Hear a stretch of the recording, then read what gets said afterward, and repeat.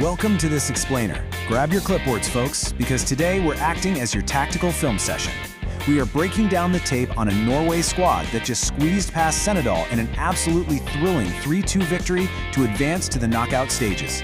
They are dominating the tournament conversation right now, especially after a massive 28-year absence from this stage, and we're going to dig right into the X's and O's of exactly how they're pulling it off.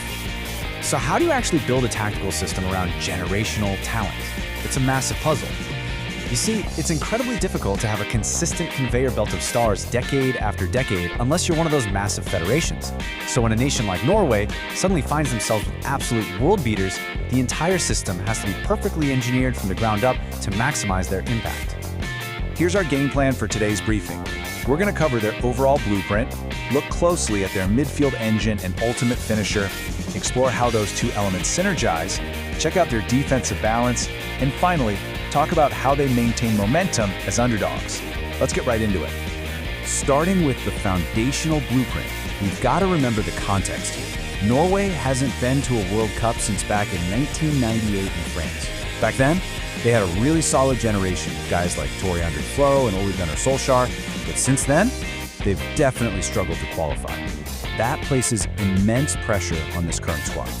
The Federation has essentially had to build a rigid, modern tactical blueprint entirely around their new superstars to give them the platform to shine.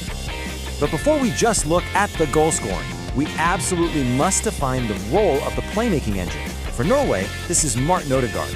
He acts as the vital connective tissue between the Norwegian lines. As a coach, you know you can have the best striker on the planet, but without that player to dictate the tempo and orchestrate the attack from the midfield, those dangerous runs up top go completely unrewarded.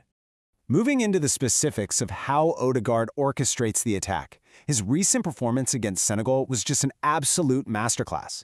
He was operating much further forward than we sometimes see at the club level.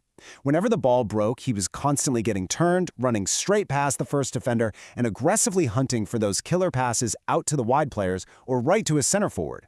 He's literally the engine holding the whole operation together. There's a brilliant quote from the tactical analysis that hits the nail on the head. He's an artist, but he needs the ball at his feet to scan the field and unlock tight defenses. Just think about how terrifying it is for a defense to play against a guy who sees passing lanes that no one else in the stadium even knows exist. He gives Norway that crucial ability to break down solid, stubborn defensive structures that just want to sit deep and frustrate them. On the flip side of the tactical board, we have Erling Haaland, who operates as a completely different type of weapon. While Ødegaard is the creative engine, Haaland is the pure ultimate finisher. We're talking about arguably the most dangerous striker in world football right now. His pace, his raw power, and his aerial ability are just dominating defenders at the far post. What's really fascinating is the stark contrast between these two players. On one hand, you have the artist, Ødegaard, who absolutely needs the ball to influence the game. And right next to him is the pure finisher, Haaland, who thrives almost entirely without it. Haaland is constantly lurking, making those relentless off-ball runs, checking the defensive line, and just waiting to sprint into space. To truly wrap your head around Haaland's freakish efficiency, just consider this number for a second. 23. That is the total amount of touches he had in the entire game against Senegal. For context, in their previous game, he had just 20. Some pundits argue he isn't involved enough in the build-up play, but let me tell you, that lack of touches is incredibly deceptive. Because from those minimal 23 touches, he scored 2 massive goals. It's a completely staggering output. He doesn't need to endlessly stroke the ball around the midfield to feel involved. The guy is practically a goal-scoring cyborg. He literally just needs the service at the exact right fraction of a second. When you look at his overall tournament efficiency across the first 2 games, it's unmatched. 9 total shots, 7 on target, 4 goals. That kind of conversion rate elevates the entire team's offensive output. He is scoring goals at a ridiculous clip, which completely validates the manager's decision to channel everything through his direct, powerful runs right into the penalty area. So how does this tactical cause and effect actually play out? Let's look at how these two wildly different play styles form a perfect offensive synergy. Because they are so entirely different, they actually solve each other's problems on the pitch. It creates a cause and effect loop that is an absolute nightmare for opposing defenses. This progression is an X's and O's dream. When Norway wins the ball, Ødegaard gets on it and scans. Instantly, Haaland makes a relentless, explosive sprint toward the goal. Because he's so dangerous, the opposing defense is terrified and drops all the way back to cover him. And what does that do? It manufactures this massive pocket of space right in the middle of the pitch for Ødegaard and the rest of the squad to comfortably carry the ball forward. Unlike other modern forwards, think of someone like Kylian Mbappe who frequently drops back into the midfield to connect with his teammates. Haaland straight up refuses to do that. And that's an intentional structural choice. He knows the deliveries are coming into the box, so he heads straight there. It stretches the field vertically and completely defines Norway's attacking shape.